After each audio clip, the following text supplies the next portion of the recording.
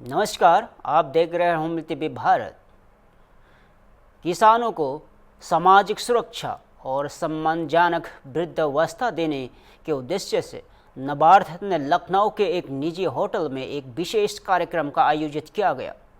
इस कार्यक्रम में दिल्ली से आए पीएफआरडीए के विशेषज्ञों ने किसानों को पेंशन योजना से जोड़ने के तरीकों और इसके फायदों पर विस्तृत जानकारी दी।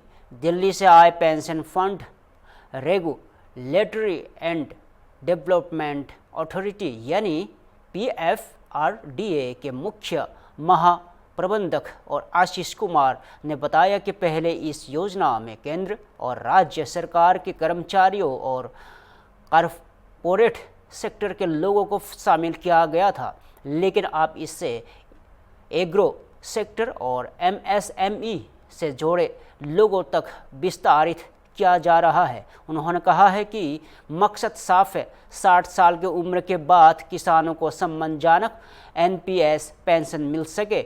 यह योजना 18 से 70 वर्ष तक के किसी भी व्यक्ति के लिए उपलब्ध है और सबसे खास बात है कि यदि किसी सदस्य की मृत्यु हो जाती है तो उसकी पत्नी को पेंशन मिलती रहेगी और दोनों के ना रहने पर बच्चों को पूरी बची हुई राशि दे दी जाएगी।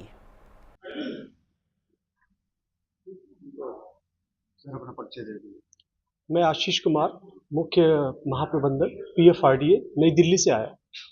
आज का प्रोग्राम आज का प्रोग्राम हम पीएफआरडीए जो है अमर उजाला के सौजन्य से हम ये कार्यक्रम कर रहे हैं और बेसिकली इस कार्यक्रम का आधार है कृषि और कृषि से जुड़े गतिविधियों में जो लोग कार्य कर रहे हैं उनकी वृद्धावस्था पेंशन के बारे में हम लोग यहाँ पर बातचीत कर रहे हैं। इस कार्यक्रम फसल पेंशन योजना क्या है?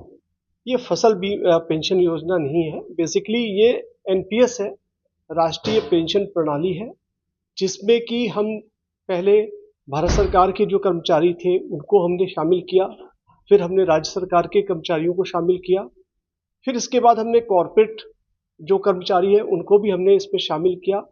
अब हम चाह रहे हैं कि एमएसएमई और एग्री सेक्टर से जो जुड़े हुए लोग हैं उनके लिए हम पेंशन की व्यवस्था करें। इससे किसानों को क्या लाभ होगा?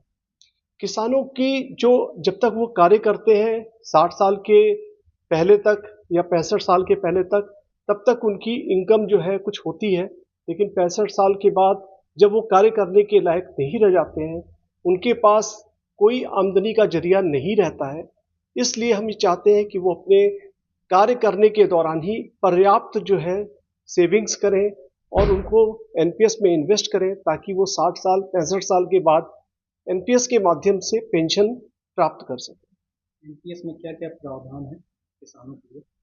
एनपीएस में अगर आप 18 साल से 70 साल का कोई भी व्यक्ति जो है इसको ज्वाइन कर सकता है और ज्वाइन करने के बाद जो भी एक्युमुलेशन होता है, जो भी राशि उनके वृद्धावस्था तक इकट्ठी होती है, 70 साल तक मान लीजिए या 65 या 60 साल, जो भी राशि इकट्ठा होती है उस राशि को हम लोग एक लाइफ इंश्योरेंस कंपनी को ट्रांसफ़र करते हैं और उन्हें लाइफ इंश्योरेंस कंपनी जो है उन्हें वो पेंशन देती है। जब तक उनका जीवन रहता है तब तक उन्हें मिलती है वो पेंशन, उनके नहीं रहने के बाद उनकी पत्नी को भी मिलती है और जब पति पत्नी दोनों नहीं रहते हैं तो जो भी राशि 60 वर्ष तक या 65 वर्ष तक जब तक वो अपनी पेंशन लेना शुरू नहीं करते हैं उस समय तक की जो भी राशि इकट्ठी हुई है वो राशि उनके बच्चों को वापस दे दी जाती है। थैंक यू जी। वही नाबार्ड लखनऊ के deputy general manager Siddharth Shankar ने कहा कि यह योजना किसानों के लिए उम्र के अंतिम पड़ाव पर एक आर्थिक सहारा बन सकती है। जब किसान के पास कोई आय का स्रोत नहीं होता तब यह पेंशन योजना के उनके बुजुर्ग जीवन में लाठी की तरह काम करती है। किसानों को औपचारिक पेंशन सुरक्षा से जोड़ने के लिए यह पहल ग्रामीण अर्थव्यवस्था में बड़ा बदलाव ला सकती है और अब देखना होगा कि उत्तर प्रदेश सहित देश भर के किसान इस योजना का कितना लाभ उठा पाते हैं।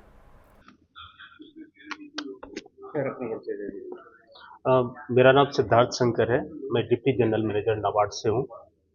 जी ये बताइए एनपीएस क्यों जरूरी है किसानों के लिए? क्या लाभ है उसके? एक गरिमापूर्ण रिटायर्ड लाइफ यह हर किसी का हक है, चाहे वह कृषक हो या कोई अन्य आम जन। और जैसा कि हम जानते हैं कि कृषक जो हैं उनकी लाइफ जब वो एक्टिव वर्कफोर्स में होते हैं उस वक्त भी काफ़ी कठिन होती हैं।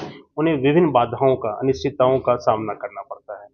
और कोई भी किसान जो है वह रिटायर्ड लाइफ जो कहते हैं वह फोर्स्ड रिटायर्ड लाइफ वो लीड करता है। जो लोग जॉब में हैं वो तो स्वतः रिटायर्ड हो जाते हैं और उनकी कई बार जो है जो स्कीम से पेंशन स्कीम से जुड़े हुए हैं उनकी पोस्ट रिटायरमेंट लाइफ जो है वो बेहतर होती है। लेकिन किसानों के लिए ऐसी कोई जो है सुविधा नहीं है, तो सरकार के द्वारा चलाई जा रही इस तरह की स्कीम उनके भविष्य के पोस्ट रिटायरमेंट जो है उनकी लाइफ जो होगी उनमें उन्हें सहयोग करेगी और उनके परिवार को भी सपोर्ट करेगी। ये किसानों को किस तरीके से ये फायदा पहुंचाएगी और क्या इसमें इसमें कुछ आने वाली चुनौतियां भी हैं?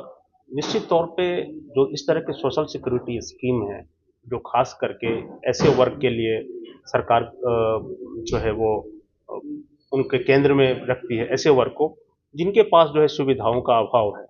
तो एनपीएस जो है जैसा कि मैंने बताया कि उन्हें जो है जब उनका active life as a work force जो है वो नहीं रहेगा तो उन्हें एक सम्मानपूर्वक ज़िंदगी एक मिनिमम उन्हें जो है उन्हें पेंशन मिलेगी जिससे वो अपनी ज़िंदगी को जो है वो बेहतर ढंग से लीड कर पाएंगे। और साथ ही जहाँ तक चुनौतियों का बात है तो सबसे बड़ी चुनौती होती है कि अवेयरनेस इस तरह की जानकारी पहुँचाना और लोगों को जो है इसके महत्व को पहचानने में मदद करना। और एक बार जो है इस तरह की स्कीम जो है उसके महत्व से आमजन अवगत होते हैं तो निश्चित रूप से जो है इनका प्रचार प्रसार बड़े पैमाने पे होता है। तो जानकारी का अभाव और कहीं न कहीं जो है भविष्य में इसकी कितना महत्व है इसके बारे में वो अवगत नहीं हो पाते हैं। यह एक चुनौती है जो कि इस तरह के कार्यक्रम से उन पे कहीं न कहीं हम विजय पा सकते हैं। Thank you. राजनीति में एक बार फिर एआई वीडियो ने बवाल मचा दिया है। कांग्रेस ने बुधवार को सोशल मीडिया प्लेटफॉर्म एक्स पर प्रधानमंत्री नरेंद्र मोदी का एक एआई जनरेटेड वीडियो पोस्ट किया जिसमें उन्हें चाय बेचते हुए दिखाया गया और वीडियो में पीएम मोदी केटली और ग्लास लेकर चाय बोलो चाय चाय कहते नजर आए और बैकग्राउंड में रेड कॉरपोरेट और कई देशों के झंडे दिखे जिनमें भाजपा का झंडा भी शामिल था। कांग्रेस प्रवक्ता डॉक्टर रागिनी नायक ने वीडियो शेयर करते हुए लिखा, अब ई कौन क्या बे।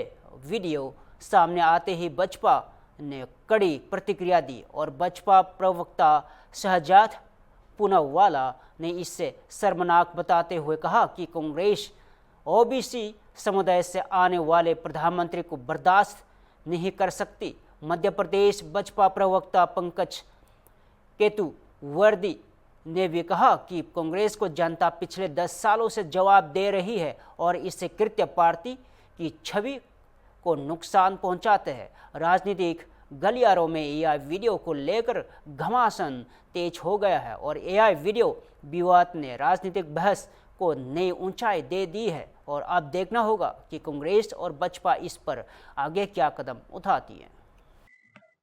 आज देश में राजनीति का स्तर इतना नीचे गिर चुका है, यह इस वीडियो ने दिखाया है। ऐसा कहना है मध्य प्रदेश के भाजपा के प्रवक्ता जिन्होंने इस तरह का वीडियो जब देखा तब उन्होंने यह वाक्य हमारी मीडिया टीम को बताया। यह मामला है प्रधानमंत्री नरेंद्र मोदी के एआई वीडियो चाय बोलो चाय को लेकर। इस वीडियो में एक तरफ एक हाथ में देख रहे हैं कि प्रधानमंत्री नरेंद्र मोदी चाय की केटली लेकर चल रहे हैं और दूसरे हाथ में चाय के गिलास है। उस वीडियो में कुछ सेकंडों में यह सुनाई दे रहा है चाय बोलो चाय। इस तरह का वीडियो कांग्रेस के प्रवक्ता रागिनी ने अपने ट्विटर हैंडल पर जारी किया है। इस वीडियो के बाद अब राजनीति गर्मा गई है क्योंकि इस तरह की राजनीति कभी पहले होती नहीं थी, लेकिन अब इस तरह की राजनीति होने लगी है।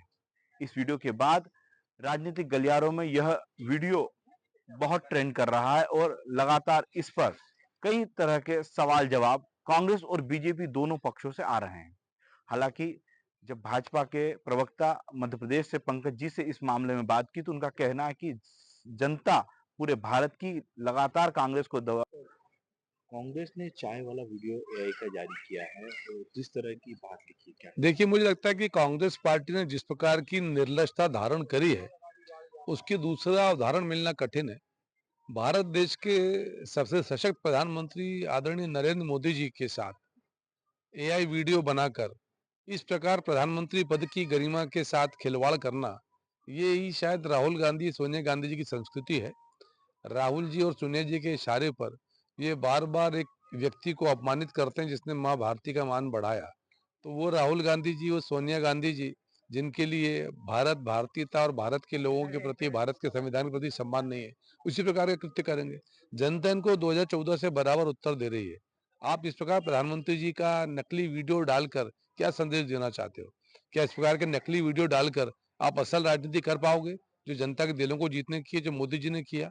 तो आप अपनी लाइन बड़ी करने की बजाय मोदी जी की लाइन छोटी करना चाहते हो, कैसे संभव है? इस प्रकार के कृत्यों से तो जनता आपको कभी माफ नहीं करेगी। लखनऊ से एक बड़ी खबर।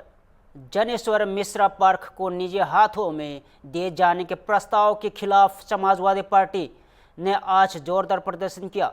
सपा प्रमुख अखिलेश यादव पहले ही सोशल मीडिया पर इस फैसले का विरोध जताते हुए सरकार पर जन विरोधी कदम उठाने का आरोप लगा चुके हैं। लखनऊ में समाजवादी छात्र सभा के कार्यकर्ता जनेश्वर मिश्रा पार्क के बाहर ऑक्सीजन मास्क पहनकर पहुंचे और प्रदर्शनकारियों का कहना था कि पार्कों को निजी हाथों में सौंपने जनता के फेफड़ों पर हमला जैसा है। छात्र सभा ने आरोप लगाया कि सरकारी उपेक्षा और निजीकरण मिलकर शहर का हरियाली तंत्र खत्म कर रहे हैं। प्रदर्शन के दौरान कार्यकर्ता सरकार से फैसले का वापस लेने की मांग करते हुए देखे। सपा के इस प्रदर्शन के बाद अब देखना होगा कि सरकार की ओर से इस मामले पर क्या प्रतिक्रिया आती है। आप देख सकते हैं कि जो समाजवादी पार्टी के जो कार्यकर्ता हैं वो प्रदर्शन करते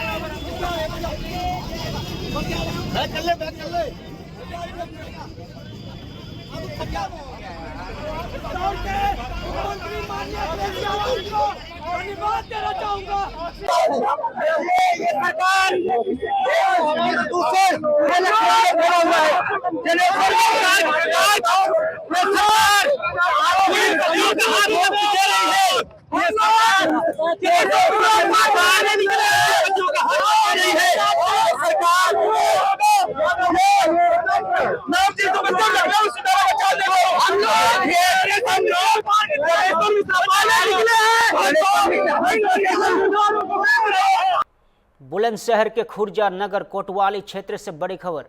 पुलिस ने वाहन चेकिंग के दौरान हुई मुठभेड़ में 2 बदमाशों को गोली मारकर घायल कर दिया, जबकि एक बदमाश को दबोच लिया गया और मुठभेड़ चोला रोड पीला बम्बे के पास हुई। पुलिस के अनुसार बदमाशों ने दिन दहाड़े एक वाहन को रोकने की कोशिश की थी और पुलिस पर फायरिंग शुरू कर दी और पुलिस ने जवाबी कार्रवाई करते हुए 2 बदमाशों मुकेश मुला और पावन को गोली मारकर घायल कर दिया। तीसरे बदमाश युवराज डॉन को दबोच लिया गया और पुलिस ने मुठभेड़ में बदमाशों से एक मोटरसाइकिल, 2 तमंचा, 315 बोर और 2 खोखा कारतूस और 2 झंडा कारतूस बरामद किए गए और घायल बदमाशों का इलाज सूरजमल जाटिया हॉस्पिटल और खुर्जा में किया जा रहा है। मुठभेड़ के बाद इलाके में पुलिस सतर्कता बढ़ा दी गई है। पुलिस आगे भी अपराधियों पर निगरानी रखे हुए है। पुलिस और बदमाशों के बीच मुठभेड़ हुई है, पूरा क्या मामला है? आज दिनांक 2/3 दिसंबर की रात्रि में थाना खुर्जा नगर पुलिस एवं स्वाट टीम देहात की संयुक्त रूप से चेकिंग के दौरान 3 अपराधियों के साथ मुठभेड़ हुई है, जिसमें 2 अपराधियों को घायल अवस्था में एवं 1 अपराधी को सामान्य अवस्था में गिरफ्तार किया गया है। प्रारंभिक पूछताछ में इन्होंने अपने नाम मुकेश, पवन एवं युवराज उर्फ युधिष्ठिर बताए हैं। ये तीनों ही खुर्जा कस्बे के रहने वाले हैं। पूछताछ में ये तथ्य भी सामने आए हैं कि कल दिनांक 2 दिसंबर की दोपहर में इन अपराधियों के द्वारा अपने अन्य साथियों के साथ मिलकर एक युवक अर्जुन के साथ मारपीट एवं गोली मारने की घटना की थी, जिसमें अर्जुन गंभीर रूप से घायल हुआ था। इन अपराधियों के पास से 2 अवैध तमंचा, 2 खोखा कारतूस, 1 जिंदा कारतूस एवं 1 बाइक बरामद हुई है। घायल अपराधियों को उपचार के लिए अस्पताल भिजवाया गया है एवं इस प्रकरण में अग्रिम विधिक कार्रवाई खुर्जा नगर पुलिस के द्वारा की जा रही है। सर, ये कौन सी जगह है जहां पुलिस और बदमाशों के बीच मुठभेड़ हुई है? ये चोला रोड पर पीला बम्बा के पास ये मुठभेड़ हुई। फिर से लौटेंगे एक छोटे से ब्रेक के बाद। सख्त आदेश के बाद प्रदेश भर में अवैध रूप से रह रहे बांग्लादेशी रोहिंग्या को लेकर अभियान तेज कर दिया गया है। जगह जगह पुलिस और स्थानीय प्रशासन ने झोपड़पट्टी क्षेत्रों में दस्तावेजी जांच अभियान शुरू कर दिया गया है और हजरतगंज और दालीबाग सहित कई इलाकों में अवैध रूप से रहने वालों को आधार कार्ड और NRC और अन्य पहचान दस्तावेजों की जांच की जा रही है। पुलिस ने स्पष्ट किया है कि अवैध रूप से रहने वाले लोगों को वापस भेजा जाएगा। साथ ही स्थानीय लोगों को चेतावनी दी गई है कि ऐसे लोगों की मदद न करें। अगर कोई मदद करता पाया गया तो उसके खिलाफ कानूनी कार्रवाई की जाएगी। अधिकारियों का कहना है कि पूरे प्रदेश में पुलिस महकमा इस अभियान में सक्रिय है और लगातार निगरानी रखी जा रही है। इधर आ जाइए, लाइट इधर से है ना।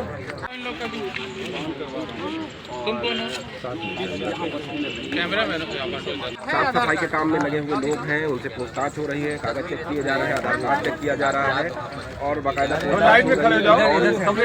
रहने वाला है। कहाँ के आसाम के कागज वगैरह पुलिस ने आपके सर पे चेक किया, सब चेक करा दिया आप लोगों ने।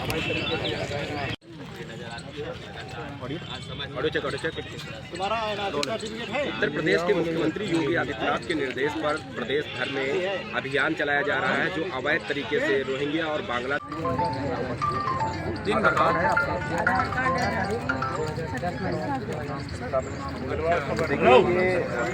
आसाम की रहने वाली हैं और ऐसे तमाम।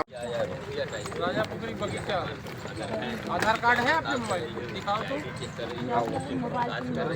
कहाँ घर है? गुजरियाओं में। कितने लोग हो आप लोग? नहीं, पूरा गुजरियाओं में कितने हो बात बेटा के? कितने? 100 परिवार, 200 परिवार।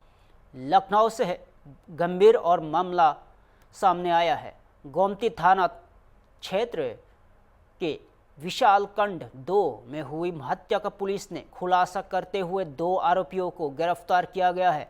पुलिस के अनुसार दोनों आरोपी महिला से दारू ठेके पर मुलाकात करने के बाद उससे झोपड़पट्टी पर ले गए और महिला ने शारीरिक संबंध बनाने से मना किया, जिसके बाद आरोपी उससे हत्या कर फरार हो गए। वारदात के समय महिला ने विरोध किया, लेकिन आरोपी अपनी योजना में सफल रहे और पुलिस ने आरोपियों को तुरंत गिरफ्तार कर लिया गया है और आगे की जांच जारी है। कैसे अंजाम दिया गया? ये दिनांक 1 दिसंबर 2025 को थाना गोमती नगर को एक सूचना प्राप्त हुई थी जिसमें यह बताया गया था कि रोड पर एक महिला की डेड बॉडी मिली है जो एक जगह दीवार से सटी हुई बैठी हुई सी प्रतीत हो रही है। घटना की सेंसिटिविटी देखते हुए थाना गोमती नगर की पुलिस और सभी उच्च अधिकारीगण मौके पर पहुंचे थे और घटनास्थल का निरीक्षण किया था। महिला की तब आइडेंटिफिकेशन नहीं हो पाया था। पुलिस द्वारा लगातार प्रयास करके महिला को आइडेंटिफाई किया गया था, जहां इसकी पहचान रेखा वर्मा के तौर पे हुई थी जो अलीगंज की रहने वाली थी। इसमें परिजनों से तहरीर प्राप्त करके एक सुसंगत धाराओं में अभियोग पंजीकृत किया गया था तथा घटना एकदम ब्लाइंड होने के कारण इसमें हमारे द्वारा 5 टीमों का गठन किया गया था, जिसमें थाना गोमती नगर की टीम्स थी और पूर्वी जोन की क्राइम टीम और सर्विलांस की टीम्स थी। इन टीमों द्वारा अथक प्रयास करते हुए मैनुअली काफ़ी सारा इनपुट कलेक्ट किया गया। पूरी पृष्ठभूमि महिला की, इसके संबंधियों के रिश्तेदारों की जानी गई। साथ के साथ लगभग 100 से 150 कैमरेज प्रतिदिन देखे गए। टोटल लगभग अराउंड 300 से 400 कैमरे देखे गए, जिससे कुछ संदिग्धों को हमने आइडेंटिफाई किया था। उन संदिग्धों पर मैनुअली काम करते हुए आज थाना गोमती नगर की पुलिस द्वारा 2 लोगों को हिरासत में लिया गया है। इनके नाम क्रमशः देवेंद्र सिंह हैं, जो यहाँ पे किराए के मकान में रहता है, हाल पता जनपद कानपुर का है, तथा सूरज पाल है जो सैरपुर का रहने वाला है, हाल पता पानी की टंकी, थाना गोमती नगर का है। इनसे जब पूछताछ करी गई तो इनके द्वारा बताया गया कि दिनांक 30 नवंबर 2025 को रात्रि में लगभग 8 बजे के करीब जब देवेंद्र सिंह अपना ई रिक्शा चला के अपनी ड्यूटी ख़त्म करके एक शराब के ठेके पे शराब खरीद रहा था, वहाँ पे इसका मृतका से संपर्क हुआ था और कुछ दूरी पे छोड़ने के आपस में बात हुई थी। जब एक साथ ये लोग ई रिक्शा में ट्रैवल कर रहे थे, उस दौरान इनके बीच आपस में शराब पीने की एक साथ और कुछ शारीरिक इंटीमेसी की आपस में बात हुई थी, जिसको लेके ये अपने मित्र सूरज के झोपड़ी पे महिला को लेके गया था, जहाँ पे इनके द्वारा शराब पी गई थी और अन्य कार्य हुए थे। इसी बीच इसके बाद महिला द्वारा जब इनसे पैसे की डिमांड करी गई तो ये लोग महिला पर आक्रोशित हो गए और इनके बीच आपस में झगड़ा हो गया। जब महिला द्वारा शोर मचा के इनको पुलिस को देने की बात करी जाने लगी तो क्षुब्ध होकर इनके द्वारा महिला पे आक्रामक तौर पे उसे धक्का दिया गया, जिससे महिला वहीं पे मौके पे बेहोश हो गई। महिला के बेहोश होने के बाद ये लोग घबरा गए और रात्रि में महिला को उठा के उसकी बॉडी पास में ही गोमती नगर में एक जगह पे रख के वहाँ से निकल गए। इसी दौरान बाद में महिला की मृत्यु हो गई। पोस्टमार्टम में मृत्यु का कारण अभी स्पष्ट नहीं है, कुछ चोटें निकली हैं। पुलिस द्वारा बाकी सारी डिटेल्स के लिए फॉरेंसिक्स के यहाँ भेज दिया गया है। मौके से पुलिस को घटना में प्रयुक्त ई रिक्शा बरामद किया गया है, महिला की एक जोड़ी चप्पल और महिला का आधार कार्ड अभियुक्त के झोपड़ी से बरामद किया गया है। इस प्रकार पुलिस द्वारा इस ब्लाइंड मर्डर केस का बहुत ही जल्दी खुलासा किया गया है। अग्रिम विधिक कार्रवाई प्रचलित है। इंग्लैंड के संसद में भारतीय जल संस्कृति और नदी संरक्षण पर प्रभावशाली प्रस्तुति दे चुकी वाटर वुमन शिप्रा पाठक आज लखनऊ पहुंची।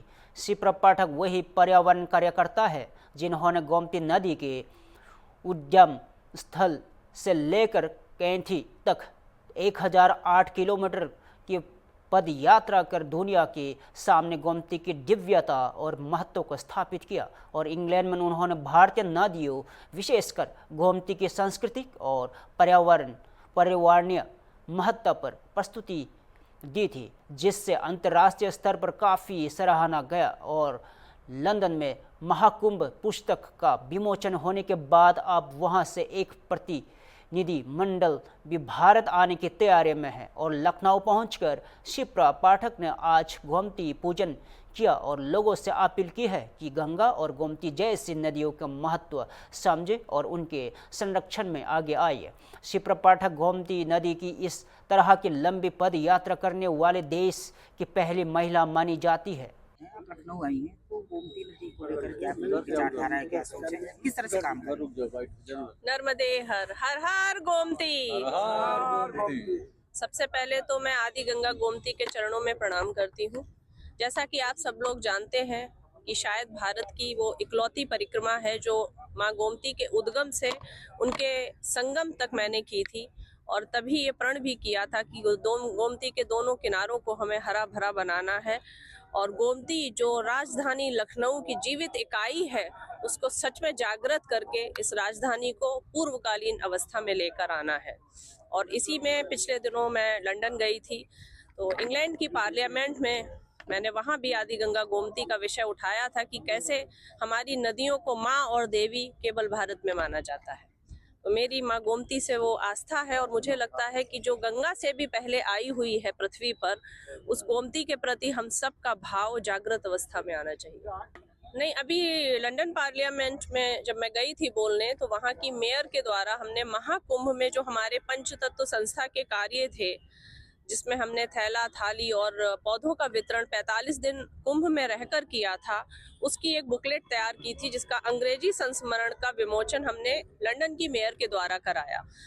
मेरा कारण शायद यही था, संकल्प यही था कि कुंभ एक आयोजन, एक इवेंट या एक उत्सव नहीं था जो एक पूर्णिमा से लेकर पूर्णिमा तक या शिवरात्रि के साथ ही पूर्ण हो जाए। जहां 67 करोड़ लोग देश विदेश से एक नदी के किनारे का आंचल पकड़ने को भाग खड़े हों, एक दृश्य देखने के लिए लालायित हो उठें, एक डुबकी के लिए वो कहीं ना कहीं छटपटा रहे हों, उस आयोजन को सिर्फ शिवरात्रि में पूर्ण ना होकर अगले कुंभ तक हमें जागृत रखना है। और विदेशों की धरती पर मैं जहाँ जहाँ जाऊंगी वहाँ वहाँ उस महाकुंभ की जो गाथा है उसे पहुँचाने का पूरा प्रयास करूंगी। फिलहाल के लिए इतना ही। ताज़ा खबरों देखते रहे होम टीवी भारत।